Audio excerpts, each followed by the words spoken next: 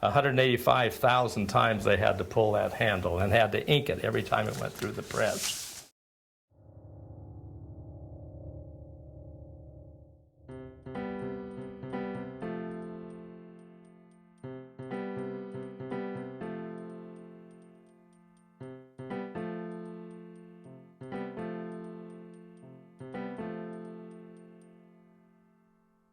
We're excited to have you come to the Crandall Historical Printing Museum. You're going to start by coming into the Gutenberg room. Here you're going to see a wooden press that is identical to the one in Mainz, Germany, and here's that press. This printing press, by the way, is in a room that if Gutenberg walked into this room right now, he would be comfortable. That ink from there over onto just the tops of my letters. That's when he came up with ink balls. He just took a bowl, put a handle on it, stuffed it with horsehair. Gutenberg, when he printed that first Bible in the world, he printed it from type that he made, pouring metal into a hand caster, 80% lead, 13% antimony, 7% tin. Of course, he learned that from his father, who was a goldsmith. And we've heated that metal up here to 600 degrees using electricity. Of course, Gutenberg didn't have electricity. He had to build the fire in here and make it hot enough to melt that metal. 600 degrees, that metal now runs just like water. And so we'll ladle a little bit out here and we can pour it on the concrete here, and we're making a little puddle. Now this cold concrete will absorb a lot of that heat, and so that little liquid puddle is now one solid piece. And he built a printing shop that had a wooden press in it and had type that he was able to set one letter at a time, that he printed 180 Bibles, 40 of them on animal skin and 140 of them on paper. So it was 1,280 pages long, and so a type that big and that many pages would have made a single volume about that big. And so he had to divide it into 2 volumes.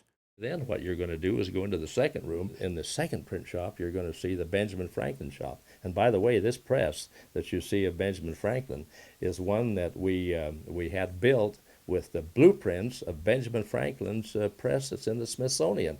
We were able to get that blueprints from the Smithsonian, and we copied those and made a press identical to Benjamin Franklin. So in this room, you're going to see the press. The type is the same that Gutenberg invented, one letter at a time, cast with a little hand caster similar to Gutenberg's. And he's able to set the type and print it up so that there are many copies available in just the next few days. And we can actually print the Declaration of Independence here, just like it was done there in Philadelphia in 1776. And then we're going to take you into the Grandin print shop and show you how the Book of Mormon was printed. This press is a Peter Smith hand press, sometimes called an acorn press. Notice the shape of that press? Shaped like an acorn. People called it an acorn press. The first Book of Mormon was printed in a little print shop in Palmyra, owned by E.B. Grandin. E.B. Grandin had an iron press similar to this one right here. In fact, this is a replica of that iron press. It weighs almost a ton.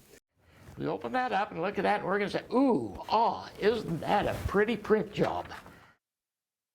He then set type just like Gutenberg did, exactly almost to the day 380 years earlier. Gutenberg invented movable type. 380 years later, the Book of Mormon was printed using movable type and cast with an identical hand caster that Gutenberg invented 380 years earlier. Matrix and a line of type's going to come out, and this guy's going to come down and pick all those up again and take them up and distribute it back in the magazine. Watch this happen.